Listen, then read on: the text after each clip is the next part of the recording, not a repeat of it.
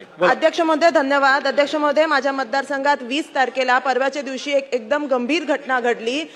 विलास नवनाथ घुले या नावाचा एक मनुष्याचा मर्डर हा माझ्या मतदारसंघात झाला। ही सगळी जी प्रकरण आहे हे सीसीटीव्ही वरती दिसलेलं होतं। 9 आरोपी होते आणि त्या 9 आरोपी मध्ये फक्त 3 लोकांना अटक झाली आहे, बाकींची अजून अटक झालेली नाहीये। अध्यक्ष महोदय, माझ्या मतदारसंघातल्या सगळ्या म्हणजे लोकांमध्ये तीव्र संताप असा निर्माण झालेला आहे। ही एकदम चुकीची गोष्ट आहे, असं हे घडलं नव्हतं पाहिजे। ज्या लोकांनी ही मर्डर केलेला आहे या सगळ्यांवरती कायदेशीर कारवाई झालेली पाहिजे।